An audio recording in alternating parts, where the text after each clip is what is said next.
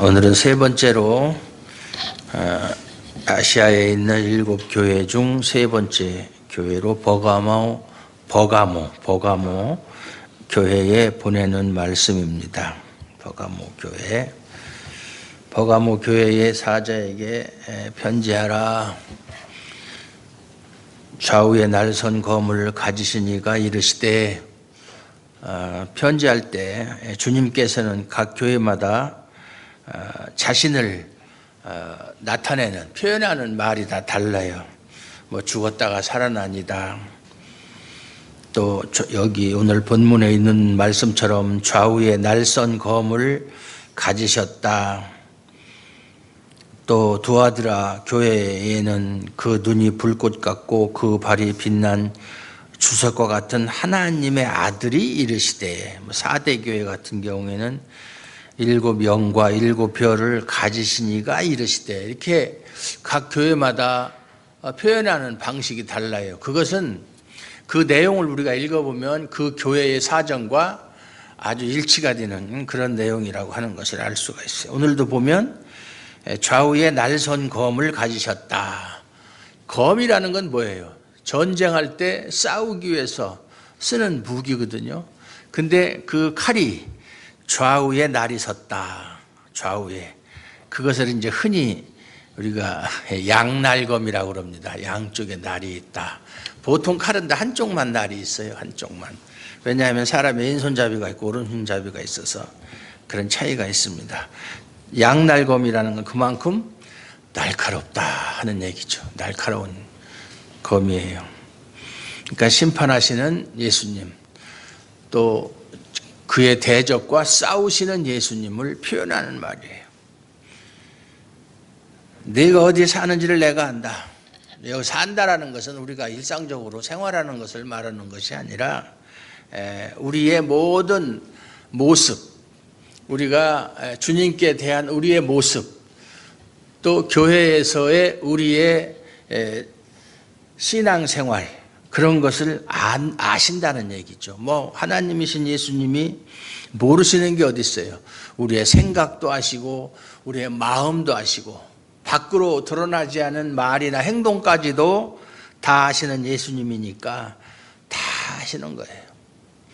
겉으로 보기에는 그럴듯해 보여도 아닌 사람이 있고, 겉으로 보기에는 그냥 대충 뭐 그렇게 사는 것 같아도 진실한 사람이 있고, 그건 하나님만이 아시는 거예요. 사람은 몰라요. 사람의 눈을 가지고 판단을 해서 저 사람은 이런 사람이다 이렇게 평가를 하면 그것이 틀리는 수가 많이 있어요. 물론 맞는 수도 있지만 사람의 눈은 정확하지 않다.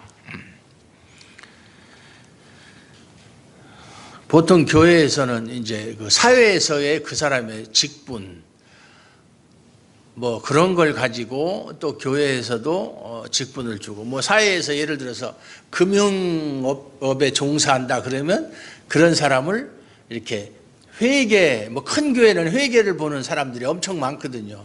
뭐 제 동생도 이제 은행원 출신인데, 은행에 다니니까 뭐 회계를 봐라 뭐 이렇게. 회계는 은행 아니라 아무나 할 수 있는 일이에요. 그게 뭐 이렇게 대단한 거예요. 그 돈 세 가지고 적어 놓기만 하면 되는 거지. 거기에 무슨 기술이 필요하고 능력이 필요해요. 예? 그런 건 전혀 중요하지 않아요. 그러니까 보통 보면 사회에서 돈이 많은 사람은 보통 장로 시켜주고, 뭐 우리 교회 장로님 돈 많아서 시킨 거 아니에요. 제가 시켜줬지만 저는 결코 돈 때문에 시킨 거 아니에요. 대부분 그래요. 그리고 뭐 다 그런 건 아니겠지만 교회에서 장로나 권사로 임직받을 때 얼마씩 내놔라, 뭐 그런 얘기 많이 들어보셨을 거예요. 아주 잘못된 거죠. 무슨 직분 받는데 돈을 내기는, 그 돈 주고 사는 것도 아닌데, 일종의 그것도 성직이나 마찬가지인데 하나님이 주시는 직분을 돈 가지고 살 수 있어요? 말이 안 되지. 우리 교회에서는 돈 10원도 안 받을 테니까 열심히 신앙생활에서 권사도 되시고 장로도 되시고 다 되시기 바랍니다. 오히려 돈 받는 게 아니라 여러분이 장로가 되든 안수집사가 되든 할 때 성경책 하나씩 선물로 해드릴게요. 더 많은 것은 못 해드려도. 그런 것들이 인간의 잘못된 판단에 의해서 그렇게 되는 것이다. 다 아시는 하나님께서 버가모 교회라고 하는 것이 지금 주아름 교회처럼 어느 한 지정된 교회를 말하는 게 아니라고 그랬죠. 버가모라고 하는 그 지역에 사는 그리스도인들을 두고 하시는 말씀이다. 그 사탄의 권좌가 있는 권좌. 옛날 한글 성경에 보면 개혁 한글 개혁 성경에 보면 사탄의 우위가 있는 데라. 우위라는 것은 자리를 말하는 거죠. 여기는 아주 좀 더 쉽게 사탄의 권좌 자리죠. 근데 이제 이 권자가 권세 원자잖아요. 사탄의 권세를 나타내는 말이죠. 사탄의 권세가 하나님에는 미치지 못하지만 대단한 권세를 가지고 있어요. 사탄의 권좌가 있는 데라. 그러니까 버가모 교회는 이 황제 숭배로 아주 이름을 날린 그런 도시예요. 버가모가. 그러니까 황제를 신으로 섬기고 또 황제를 섬기기 위해서 특별히 신전까지 만들어 놓고 사람들에게 황제 숭배할 것을 강요하고 하는 그러한 도시가 버가모였었다. 교회도 마찬가지죠. 그러한 곳에 있는 교회 얼마나 힘들었겠어요. 교회에 있는 사람들은 하나님을 주님으로 모시고 예수님을 주님으로 모시지 그 외에 누구한테도 절하거나 섬기는 그러한 일은 하지 않잖아요. 그러니까 세상 사람들과 아주 부딪히는 일들이 많이 있었을 것이다. 짐작할 수가 있어요.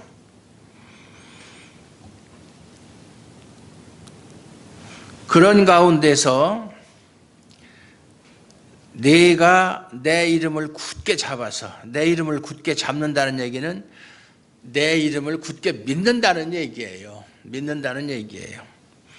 내 충성된 증인 안디바가 너희 가운데 그 사탄이 사는 곳에서 죽임을 당할 때에도 나를 믿는 믿음을 저버리지 아니하였도다. 그런 가운데 그런 환경 속에서도 그런 황제 숭배라든가 그런 음행이라든가 우상을 섬기는 그런 도시의 환경 속에서도 안디바라고 하는 사람이 끝까지 믿음을 지키다가 죽임을 당했다. 순교를 한 거죠. 순교. 그것을 이제 예수님께서 아주 칭찬하시는 거예요. 내 충성된 증인, 나를 끝까지 버리지 않고 나를 붙잡고 믿음을 지킨 내 충성된 증인 안디바가 그런 환난 가운데서도 박해 가운데서도 핍박 가운데서도 나를 배신하지 않고 믿음을 지키다가 목숨까지도 잃었다. 그러니까 상당히 박해가 심했다 하는 걸 알 수 있어요. 목숨까지 잃는 사람이 있는 거 보면. 그럼에도 불구하고 이제 반전이에요. 4절에 보면 14절에 보면 그러나 그런 면이 있는가 하면 성경을 읽을 때 이 접속사 그런 말을 주의해서 읽으라고 그랬죠. 그러므로 그러나 이와 같이 이런 말을 잘 주의해서 앞에 문맥과 연결을 시켜서 읽고 해석을 해야 돼요. 그러나 그럼에도 불구하고 그런 좋은 본받을 만한 누구한테든지 자랑할 만한 그런 일이 있음에도 불구하고 오히려 이렇게 되겠죠. 너희들한테 버가모 교회에게 두어 가지 책망할 것이 있다. 한 두서너 가지 책망할 것이 있다. 그 책망의 내용이 무엇이냐면 거기라고 하는 것은 너희 교회죠. 네게 발람의 교훈을 지키는 자들이 있도다. 발람이 발락을 가르쳐 이스라엘 자손 앞에 걸림돌을 놓아 우상의 제물을 먹게 하였고 또 행음하게 하였느니라. 이와 같이 내게도 니골라 당의 교훈을 지키는 자들이 있도다. 그러니까 이 14절 15절을 읽어보면 발람의 교훈과 니골라 당의 교훈은 같은 것이다 하는 걸 알 수 있어요. 문맥상. 그 니골라 당은 앞에서 나왔었던 건데, 그러면 발람의 교훈이 뭐냐? 이제 이거를 따져봐야죠. 발람의 교훈이 뭐냐? 발람이 누구냐?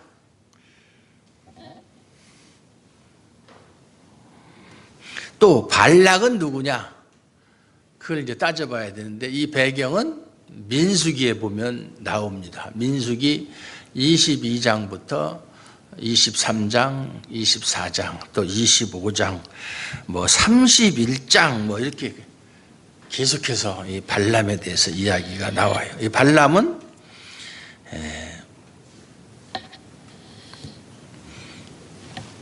선지자예요. 선지자. 또 어떤 사람은 복술가라고도 하고 뭐 그렇게 이야기하는데 선지자예요. 그리고 우리가 발람 그러면은 이제 돈을 위해서 일하는 사람, 돈을 위해서 일하는 사람이다.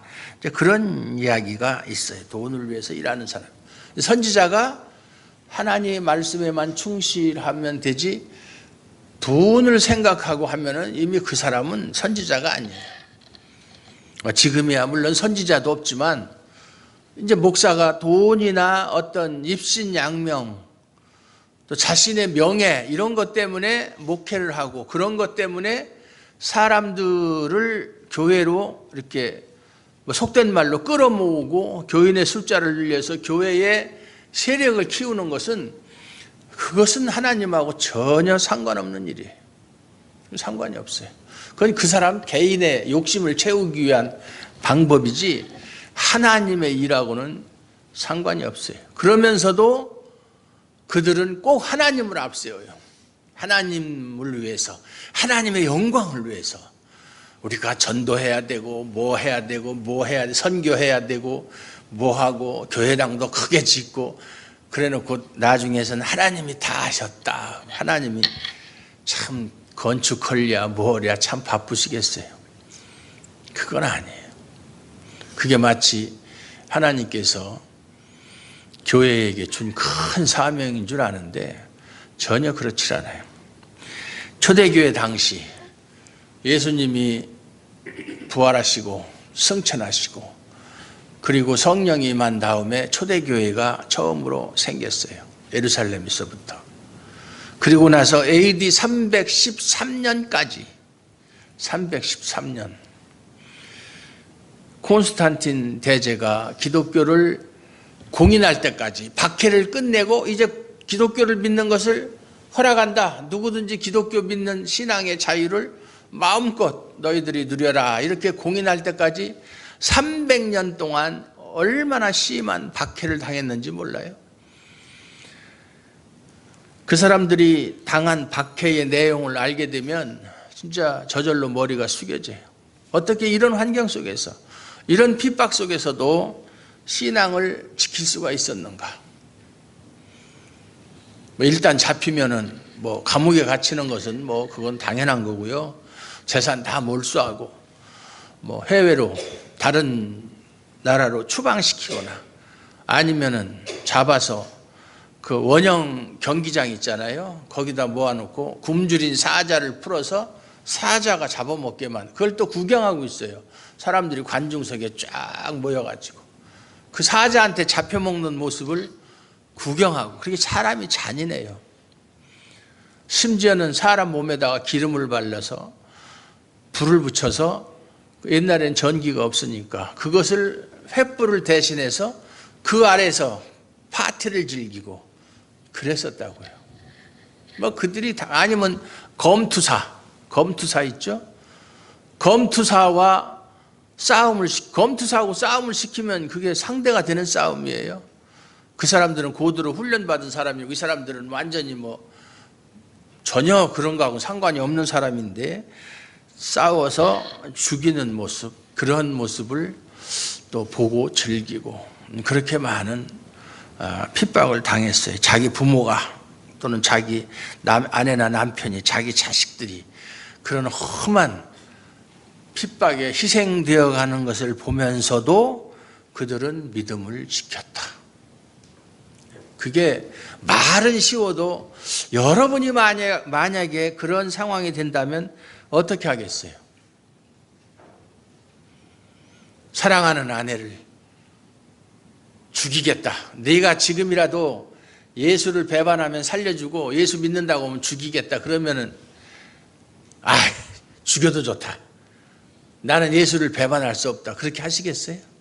특히 요즘 같은 시대에, 요즘 같은 시대는 자기 아내, 자기 남편, 자기 자녀를 우상처럼 떠받드는 세상인데 그렇게 하겠어요?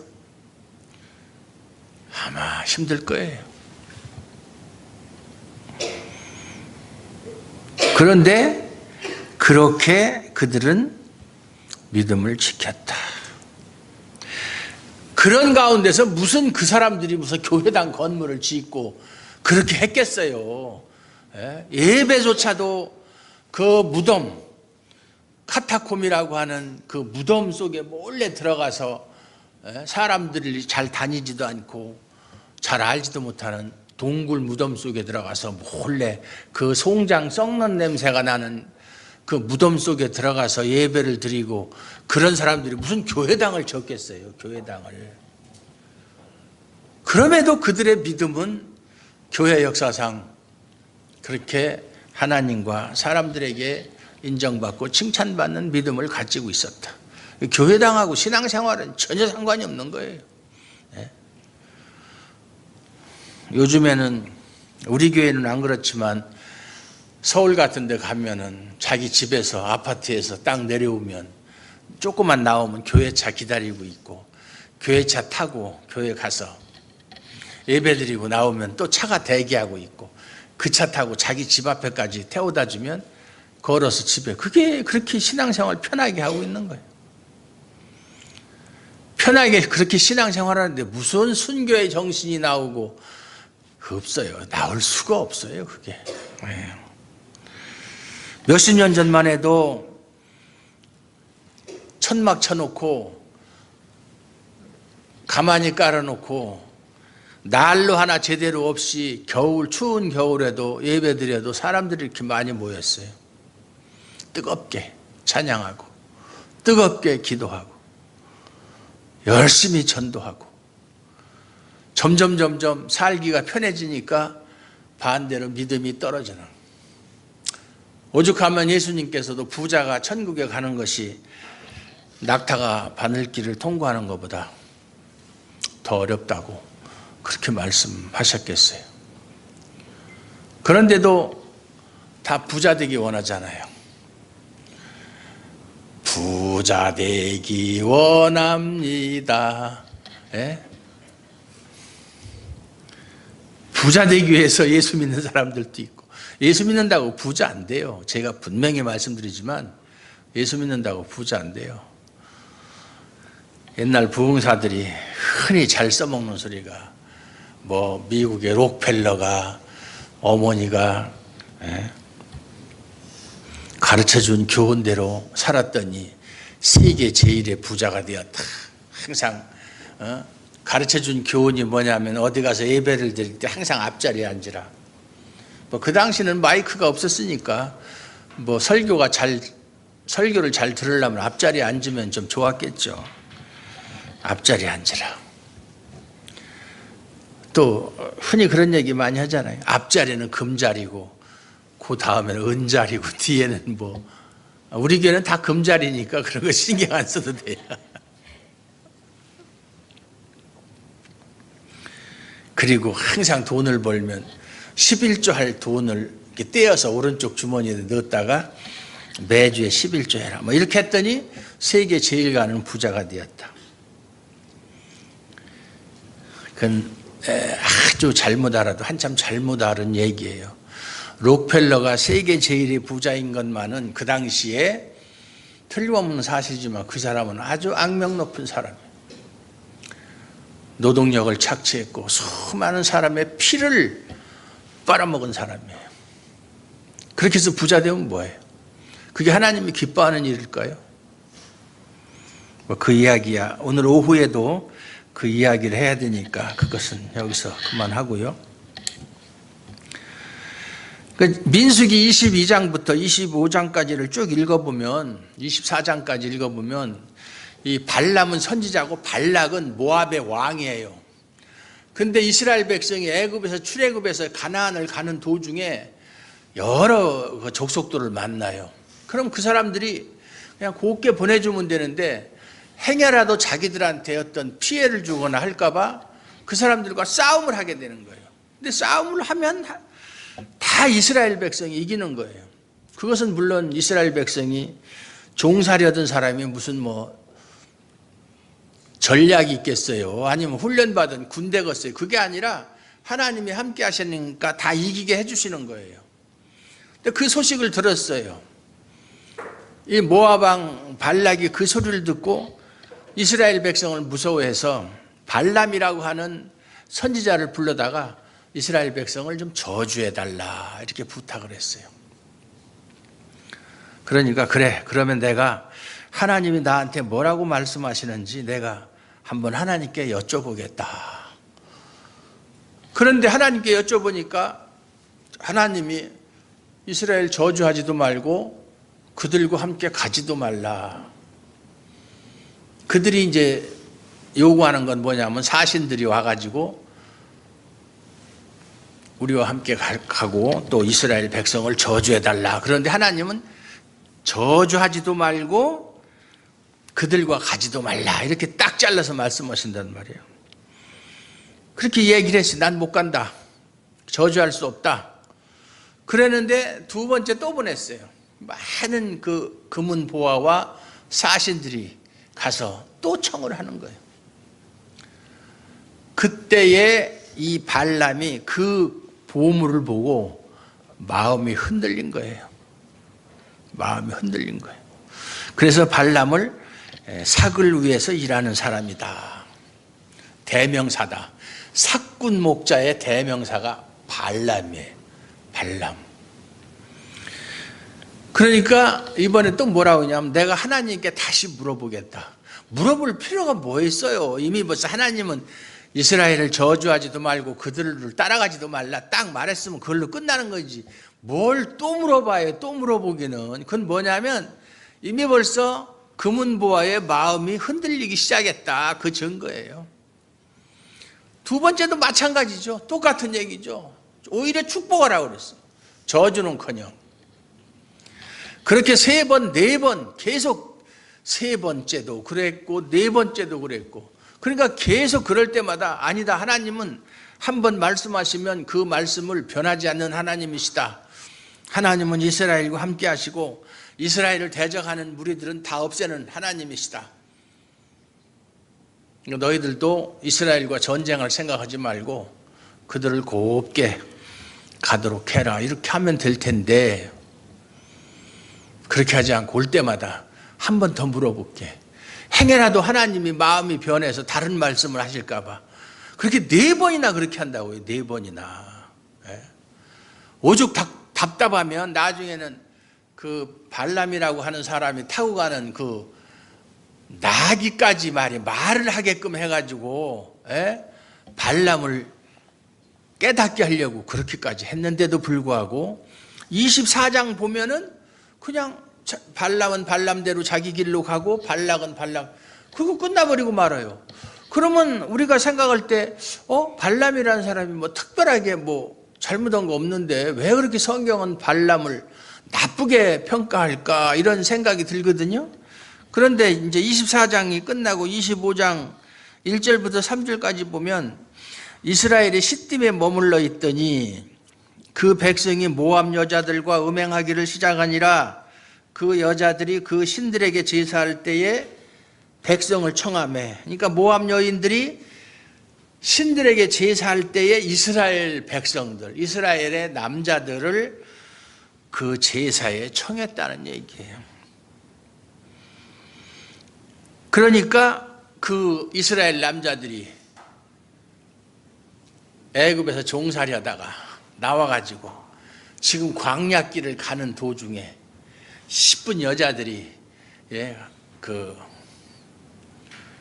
하와이 무슨 춤이지, 여자들 막 이렇게 허리를 흔들면서 추는 춤, 발라의 그런 몸으로 그런 거 보니까 눈이 확 뒤집힌 거예요.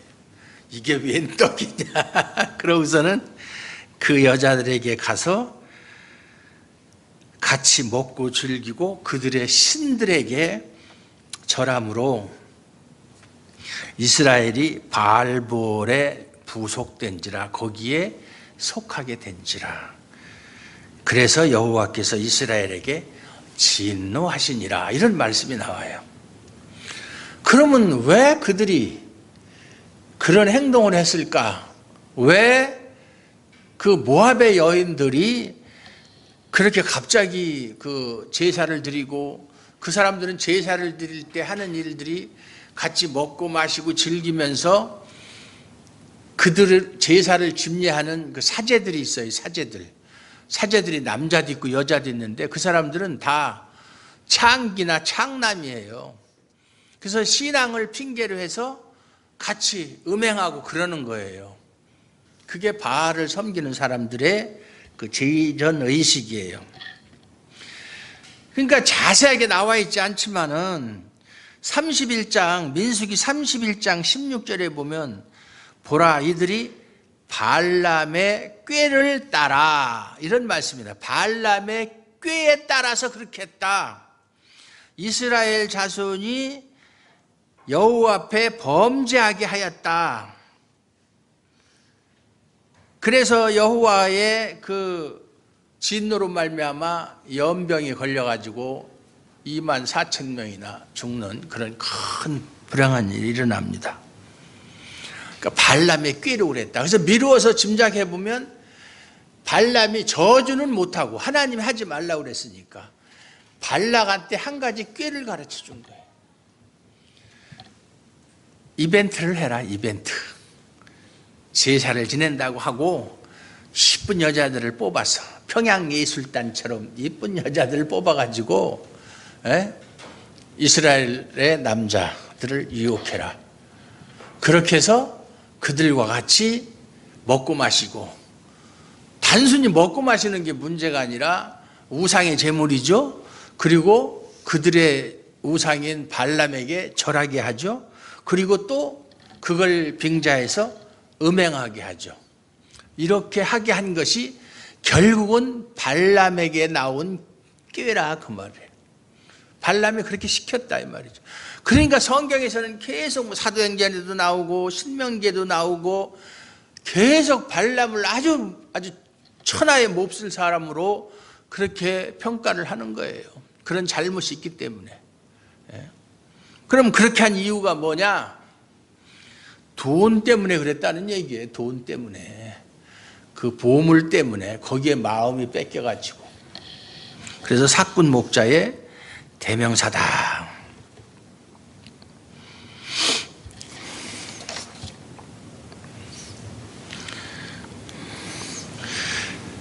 그래서 민수기 31장 16절에 보면 회중 가운데 연병이 일어나게 하였느니라.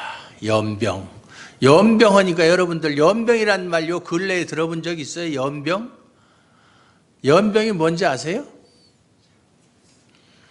예? 최순실이가 뭐라니까 청소년 아줌마가 연병하네 그랬잖아. 연병은 장티푸스가 연병이에요.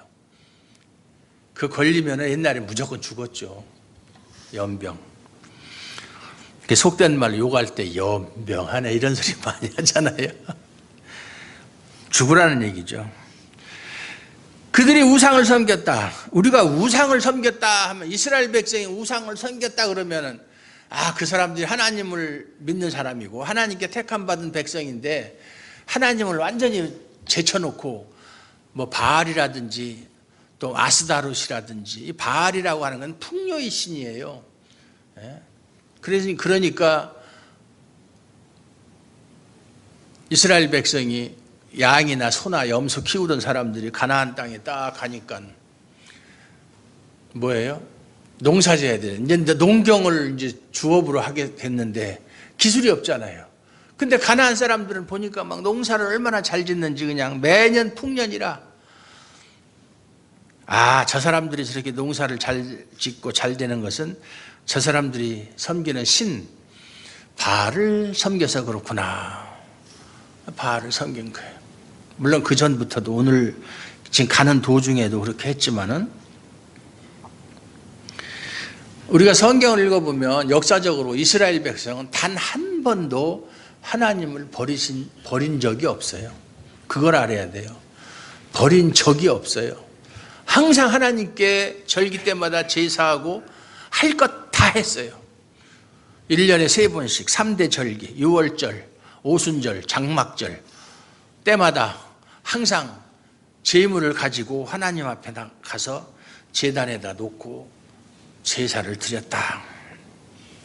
그런데 하나님을 섬기면서 한편으로 하나님이 주시지 않는 것을 얻어내는 방법으로 그들은 우상을 섬겼다, 그 말이죠. 하나님이 농사하는 거 안 가르쳐주지 않았거든요. 그러니까 그 사람들은 바알을 섬기면 농사도 잘 되고 그런 기술도 다 얻게 될 줄로 알고 이렇게 섬긴 거예요. 그것을 가지고 하나님은 이스라엘이 나를 버렸다. 버린 적이 없는데도 그렇게 말씀하셨어요. 또 이스라엘이 행음하였다. 그렇게 표현을 해요. 행음하였다. 하나님을 버린 적이 없네. 요즘 말로 말하면 주일날마다 꼭 예배당에 와서 예배드리고 할 거 다 해요. 교회에서 직분도 맡아가지고 그 직분도 잘 하고, 그러면서도 자기의 행복을 위해서, 자기의 만족을 위해서 하나님이 왜 다른 것에 마음을 뺏기고 있다면 그게 바로 우상숭배다, 그 말이에요. 우상숭배라는 게 뭐 어디 점집에 가서 점치고 무슨 무당들에다가 구슬하고 이런 것만이 우상숭배가 아니에요. 그러니까 현대 교회 안에도 우상숭배하는 사람이 너무나 많다는 거죠. 너무나 많아요. 하나님을 아예 안 믿는 것이 아니라 하나님을 믿으면서 다른 것을 같이 하는 것이 우상숭배예요. 그게 행음하는 거예요. 지금이야 실질적으로 행음하거나 그러진 않잖아요.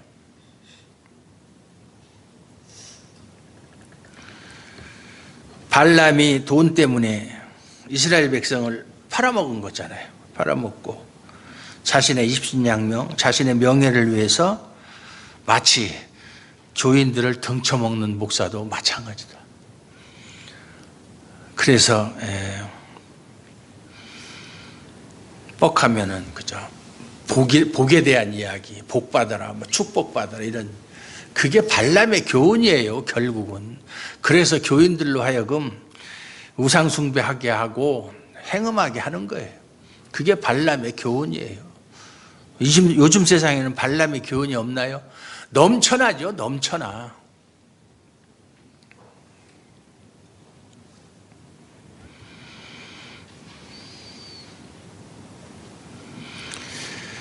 신명기 4장 3, 4절에 보면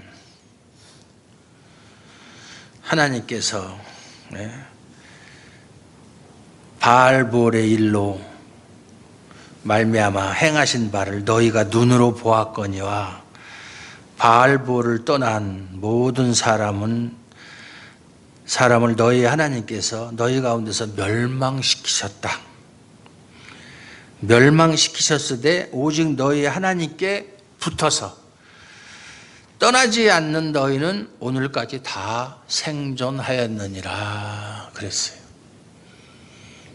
하나님을 배신하는 사람들의 결말 생각하기조차 싫은 거예요. 끔찍한 거예요. 그러나 어떤 어려움이 있을지라도 하나님을 붙잡고 하나님을 의지하고, 그것이 나한테 이익이냐 손해냐 좋으냐 나쁘냐 그거 따지는 것은 벌써 신앙이 아니에요. 우리는 그럴 자격도 없어요.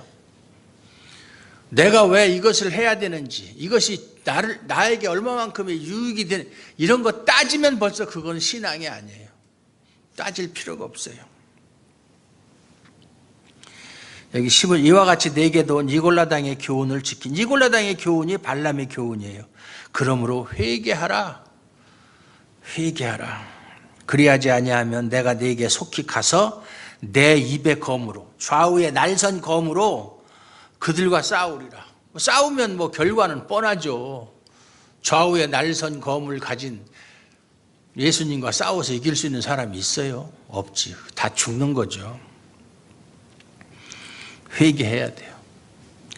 내가 그동안 하나님을 섬기고 예수를 믿는다고 하면서 또 다른 것에 신경을 쓴 일은 없는지, 내 욕심을 채우기 위해서 다른 것에 마음을 빼앗긴 적은 없는지 회개해야 돼요. 회개. 귀 있는 자는 성령이 교회들에게 하시는 말씀을 들을지어다. 이기는 그에게는, 이긴다는 것은 아까 신명기에 있는 말씀처럼 하나님을 끝까지 붙잡는 거, 그게 이기는 거죠. 내가 감추었던 만나를 주고, 감추었던 만나는 옛날 이스라엘 백성에게 주던 하늘에서 내려온 양식이잖아요. 하늘 양식을 주시겠다는 거예요. 여기서 감추었다는 얘기는 옛날 이스라엘 백성 전부에게 다 만나가 내렸지만 이제는 줄 사람에게만 주려고 감춰놨다는 얘기예요. 그게 영생이에요. 영생은 아무나 다 주는 게 아니잖아요. 그걸 주겠다. 감췄던 만나를 주고 또 흰돌을 줄 터. 흰돌, 돌인데 하얗다. 백석이죠. 천안에 가면 백석대학교 있는데 흰돌, 순결한 돌. 돌은 예수님을 가리키는 거죠. 그 돌 위에 새 이름을 기록한 것이 있나니, 새 이름, 그 돌 위에 무슨 이름이 있어야 짓겠어요? 그건 예수님의 이름이죠. 예수님의 이름. 받는 자밖에는 그 이름을 알 사람이 없느니라. 예수를 믿는 사람만이 예수를 알 수 있어요.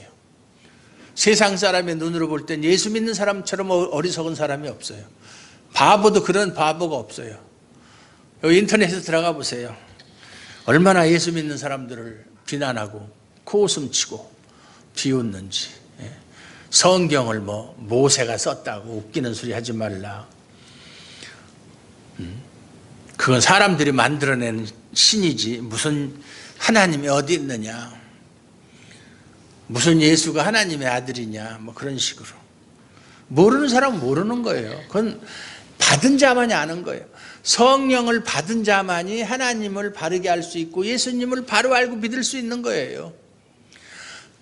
그러나 성령을 받은 사람은 마귀의 공격 대상이 된다는 걸 아셔야 돼요. 사탄, 충성된 증인 안디바, 당연히 거듭난 사람이겠죠.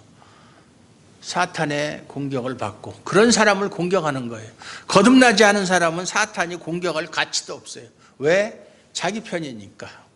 자기 편 공격하는 사람은 없거든요. 그러니까 여러분에게 고난이 닥쳐온다, 핍박이 온다 하는 것은 여러분이 하나님의 자녀라는 증거예요. 믿습니까? 감사해야 돼요. 그리고 하나님을 붙잡고 우리와 함께 하시는 예수님과 더불어서 승리하실 줄로 믿습니다. 승리해야 돼요. 이기는 자에게는 내가 감추었던 만나, 영생을 주고 또 예수의 이름을 줄 것이다. 이보다 더 큰 상은 없죠.